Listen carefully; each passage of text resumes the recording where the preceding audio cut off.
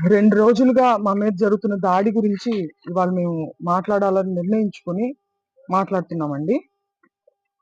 ఆ రోజు ఉదయం ఏ రోజైతే ఈ మొత్తం సంఘటన చోటు చేసుకుందో, ఆ రోజు ఉదయం అంబటి రాంబాబు గారు వెంకటేశ్వర స్వామిని దర్శించుకోవడానికి టెంపుల్‌కెళ్లారు మార్నింగ్.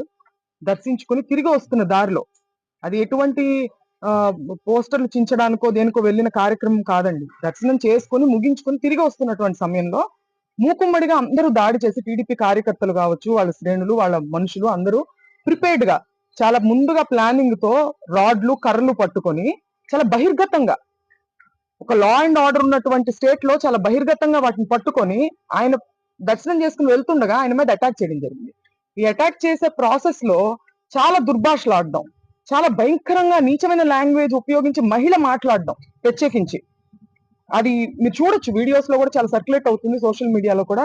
చాలా భయంకరంగా ఉందన్నమాట. అదొకసారి మీకు ఒకసారి చూపిస్తాను నేను ఆ వీడియో.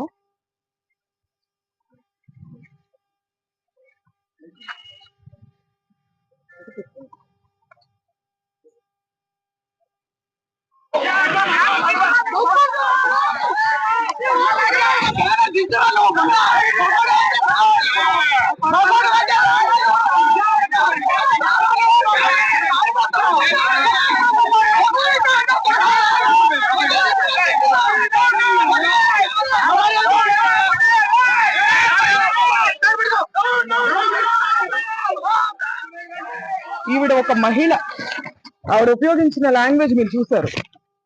రెచ్చగొట్టి కావాలని ఎటువంటి పదజాలాన్ని ఇవాళ వాళ్ళు ఖండిస్తున్నారో అటువంటి పదజాలాన్ని ముందుగా ప్రథమంగా ఆయన మీద ప్రయోగించి ఆయన్ని రెచ్చగొట్టే ప్రయత్నం చేశారు. ఆ రెచ్చగొట్టిన ఆ హీట్ ఆఫ్ ద మూమెంట్ లో ఆయన ఒక రకంగా రియాక్ట్ అవడం జరిగింది. దాన్ని వెంటనే ప్రెస్ మీట్ పెట్టి, ఇంటికి వచ్చిన వెంటనే కూడా ఆయన ప్రెస్ మీట్ పెట్టి నేను అలా అనుండాల్సింది కాదు అని క్లియర్ గా ఆయన చెప్పారు. నేను అన్నది చంద్రబాబు గారిని కాదు, నేను నా మీద దాడికి వచ్చిన వాళ్ళని నేను అన్నాను.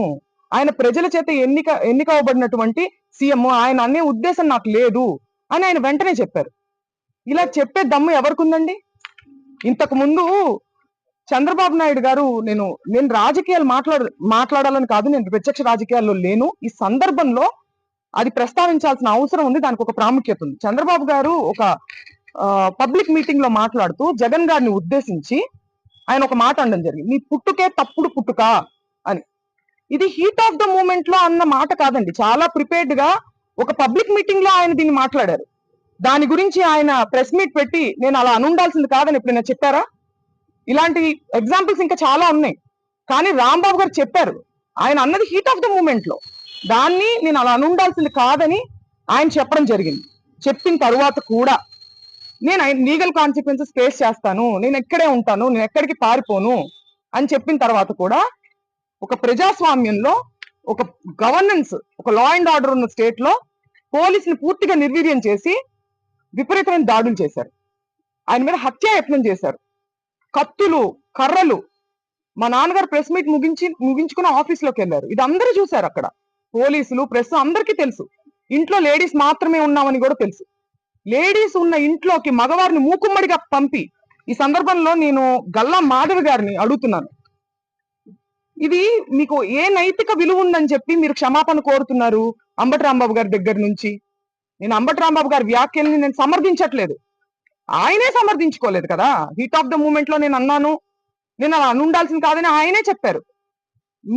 మీకే నైతిక విలువ ఉందని చెప్పి మీరు, మీ హస్బెండ్, లేడీస్ మేము ఇక్కడ ఉంటే మీరు తాగి ఉన్నటువంటి మగవారిని మా మీదకి రెచ్చగొట్టి పంపిస్తూ ఇంట్లోకి వెళ్ళమని, వాళ్ళు అద్దాలు మీరు చూడొచ్చు, కారులా పగలగొట్టారు. అద్దాలు, పైన అద్దాలు, పక్కన తలుపులు అన్ని పగలగొట్టుకుని లోపలికి రావాలని చూసారు. లోపల కేవలం ఆడవారు మాత్రమే ఉన్నాం.